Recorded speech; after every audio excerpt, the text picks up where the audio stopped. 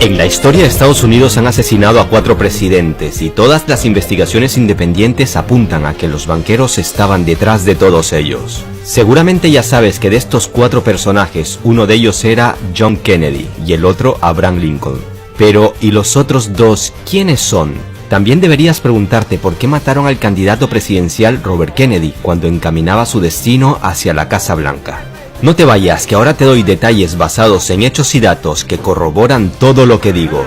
Y te quedará claro por qué asesinaron a John Kennedy, un caso que hasta el día de hoy supuestamente no está resuelto. Pero antes de esto pregúntate, si el establishment de Estados Unidos ha sido capaz de matar a 4 presidentes y al menos a un candidato presidencial, ¿entonces también son capaces de matar a líderes de otros países? La respuesta es que no solo son capaces de esto, es que ya lo han hecho en numerosas ocasiones. ¿Quieres saber por qué? En breve te lo cuento, pero te adelanto que otra vez las investigaciones independientes apuntan a la élite financiera de Estados Unidos. El Imperio del Mal y los Amos del Mundo, segunda parte.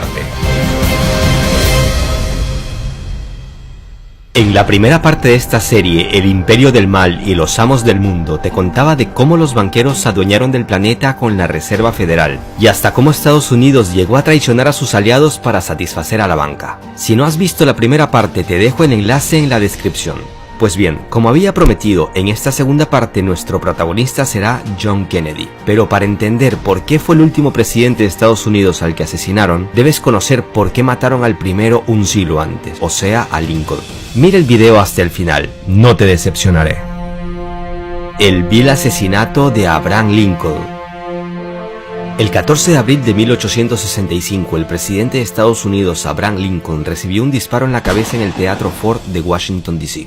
Si bien existe una versión oficial de por qué lo mataron, algunos hechos ocurridos algunos años antes y otros un siglo después indican a que fueron las élites financieras las que organizaron su asesinato. Permíteme recordarte que este presidente fortaleció el gobierno federal y modernizó la economía, algo que no beneficiaba mucho a los banqueros. Y también debes de saber que la guerra civil empezó poco después de que él asumiera el poder, principalmente debido a que quería abolir la esclavitud. Y tenía varios estados esclavistas en contra. En resumen, Lincoln es presidente desde 1861 hasta 1865, año en el que lo matan. La guerra civil de secesión dura desde que Lincoln es presidente hasta unos días antes de su muerte. Y también debes de saber que unos famosos billetes que no agradaban a la banca, llamados greenbacks, se empezaron a emitir desde que Lincoln llegó al poder y dejaron de emitirse justo después de su muerte. ¿No te parece raro todo esto? ¿Es esto una mera casualidad? Pues la verdad, no.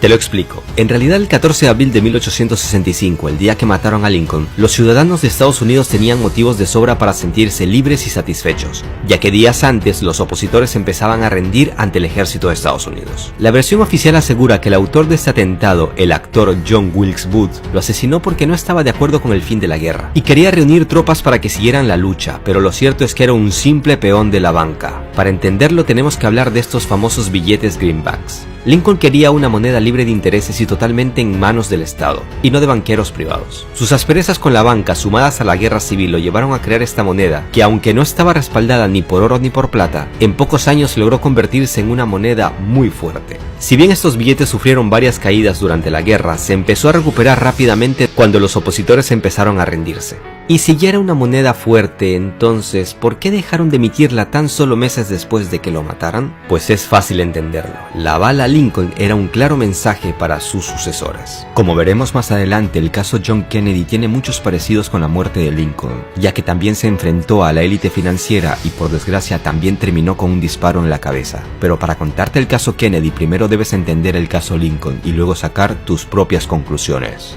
Lincoln había logrado con estos billetes algo parecido a aquello por lo que lucharon otros presidentes como Andrew Jackson, o sea, oponerse al monopolio de la banca y lograr que sea el Estado el que tenga el control sobre el dinero. No en vano a Andrew Jackson, sí, el mismo que aparece en los billetes de $20, también intentaron matarlo unos 30 años antes que Lincoln, pero fallaron. ¿Por qué quisieron matarlo? Básicamente porque fue el que inició lo que se conoce como guerra bancaria, y fue, atención, el único presidente en toda la historia de Estados Unidos que logró pagar todo toda la deuda nacional. No en vano, de él se habla como el presidente que mató a la banca. Sin embargo, cuando dejó el poder, los banqueros volvieron a adueñarse del país. Para que lo entiendas mejor, permíteme contarte una analogía. Un doctor para ganar dinero necesita que por desgracia la gente se enferme. Y si no hay enfermos, no hay trabajo. Y si no hay trabajo, no ganan dinero. Y los bancos, al igual que los doctores, también necesitan sus enfermos. O sea, deudores, a quienes cobrarles sus intereses. Y si no hay deudores, no hay ganancia. Lo mismo pasa con los países. Las entidades financieras necesitan que siempre estén endeudados. ¿Nunca te has preguntado por qué Estados Unidos, la mayor potencia mundial, es el país que tiene la mayor deuda externa del mundo? En la primera parte te conté algunos datos importantes sobre la Reserva Federal.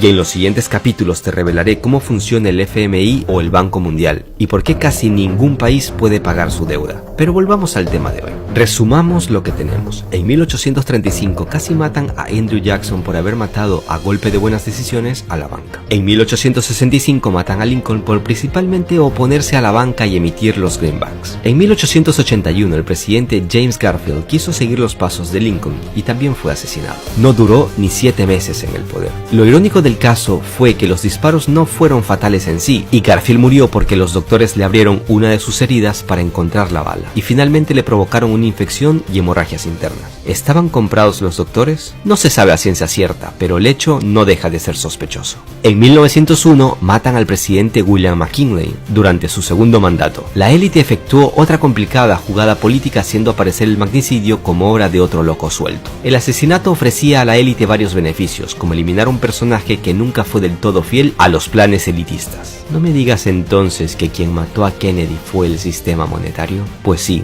y los motivos fueron básicamente los mismos. Pero déjame presentarte la mística orden 11-11-0 y el fragmento de uno de sus discursos donde denuncia las sociedades secretas que gobernaban en ese entonces no solo Estados Unidos como en el siglo XIX, sino ya el mundo entero, tal y como te lo conté en la primera parte de esta serie. No te vayas, que ahora viene lo más impactante. Давайте вспомним об убийстве президента Кеннеди. Ведь существует версия, что убийство президента Кеннеди организовали спецслужбы Соединенных Штатов. Но если эта версия верна, а этого исключить нельзя. Los motivos del asesinato de John Kennedy. Como ya sabes ahora, en la historia ha habido varias personalidades importantes que intentaron salvar al mundo de este asqueroso sistema financiero que beneficia a unos pocos y del que te hablé en la primera parte. John Kennedy fue el último presidente de Estados Unidos que plantó cara a los banqueros, en concreto a la Reserva Federal, la cual, como ya sabemos, tomó todo el poder en 1913. En 1963, Kennedy empezó un plan para quitarle a la Reserva Federal su juguete favorito, las máquinas de impresión de dinero. Un decreto presidencial casi desconocido fue firmado por Kennedy el 4 de junio de 1963. Se trataba de la orden número 11-11-0, con la cual básicamente despojaba a la Reserva Federal de su poder para prestar dinero con intereses al gobierno federal de los Estados Unidos. Más de 4.000 millones de dólares en billetes de Estados Unidos entraron en circulación en denominaciones de 2 y 5 dólares. Fíjate en un detalle, los dólares actuales tienen impresa la nota billete de la Reserva Federal y los dólares de Kennedy tenían impresa la nota billete de Estados Unidos. Una gran diferencia, ya que como te expliqué en la primera parte, los bancos de la Reserva Federal prestan dinero al Estado con comisión y con estos billetes de Kennedy se le acababa el negocio. Y es que Kennedy sabía que si los billetes de Estados Unidos avalados en plata circulaban ampliamente, eliminarían la demanda de billetes de la Reserva Federal. El presidente Kennedy fue asesinado meses después de firmar esta orden, en concreto el 22 de noviembre de 1963. ¿Y adivinen qué fue lo primero que hizo el nuevo presidente Lyndon Johnson? Exacto, sacar inmediatamente de circulación los billetes de Estados Unidos. También déjame decirte que nunca circularon los billetes de Estados Unidos de 10 y 20 dólares, que ya estaban impresos cuando Kennedy fue asesinado. Lo curioso es que esta orden del Ejecutivo nunca se ha derogado o enmendado por cualquier orden del Ejecutivo subsiguiente. En pocas palabras, esta orden aún es válida. Quizás el asesinato de John Kennedy fue una advertencia a todos los futuros presidentes para que no interfieran en el control privado de la Reserva Federal sobre la creación de dinero. Como ya sabemos, después de Kennedy no ha habido ningún presidente que intentara plantarle cara a los banqueros. Tal parece que presidentes como Nixon, Reagan, Bush padre, Clinton, George Bush, Obama sabían con certeza que el que no conoce su historia está obligado a repetirla. Bueno, en realidad Robert Kennedy parece que tenía la intención de seguir la obra de su hermano John, pero lo mataron en plena campaña presidencial, justo en el momento en que empezaba a ganar terreno a sus oponentes. Pero hay un detalle del que todavía no hemos hablado. Se trata de uno de los discursos más emblemáticos de Kennedy en 1961, donde denunciaba las sociedades secretas. Te dejo un fragmento, escúchalo y te sorprenderás. Ladies and gentlemen, I want to talk about our common responsibilities in the face of a common danger. The very word secrecy is repugnant in a free and open society, and we are, as a people, inherently and historically opposed to secret societies, to secret oaths, and to secret proceedings. And there is very grave danger that an announced need for increased security will be seized upon by those anxious to expand its meaning to the very limits of official censorship and concealment.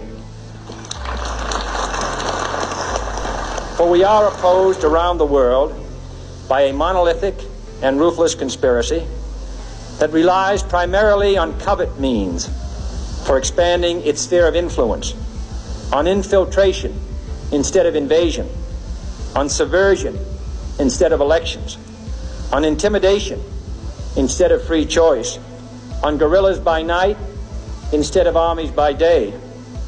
It is a system which has conscripted vast human and material resources into the building of a tightly knit, highly efficient machine that combines military, diplomatic, intelligence, economic, scientific, and political operations. Its preparations are concealed, not published. Its mistakes are buried, not headlined. Its dissenters are silenced, not praised.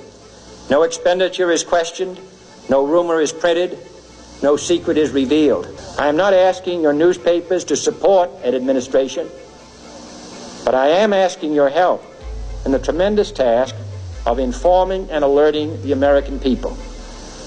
And that is why our press was protected by the First Amendment, the only business in America specifically protected by the Constitution, confident that with your help, man will be what he was born to be, free and independent. Desde la Reserva Federal consideraron este discurso y la firma de la Orden 1110 como una traición, ya que según ellos, Kennedy llegó al poder gracias a las influencias de las élites financieras. John Kennedy se convirtió en lo que temían en la Reserva Federal, que un hombre con poder y querido y admirado por millones les derrumbara el reino que habían logrado construir a lo largo de muchas décadas. Ten en cuenta que la élite financiera domina no solo los bancos, sino que tiene fuertes influencias en los servicios de inteligencia de Estados Unidos, como la CIA o el FBI.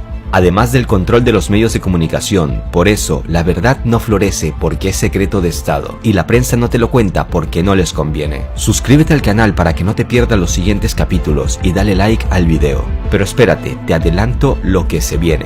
Los expertos de todo el mundo tienen algo muy claro: el dólar debió perder su estatus mundial al menos desde el año 2000, pero cada vez que parecía que su estatus iba a explotar, explotaban guerras en otros lados del mundo, en Afganistán, en Irak, en Siria, en Ucrania o en distintos países de África. En el siguiente capítulo te contaré por qué las guerras son un gran negocio. También hablaremos que los rivales de Estados Unidos como China, Rusia o Irán saben perfectamente que si el dólar cae de la noche a la mañana, no solo cae la economía de Estados Unidos, sino que el mundo se convertiría en un caos total. Por eso pensaron por mucho tiempo en una estrategia para evitar ese caos, al menos en sus países. Sobre estos y otros temas hablaremos en los siguientes capítulos de esta serie, El Imperio del Mal y los Amos del Mundo.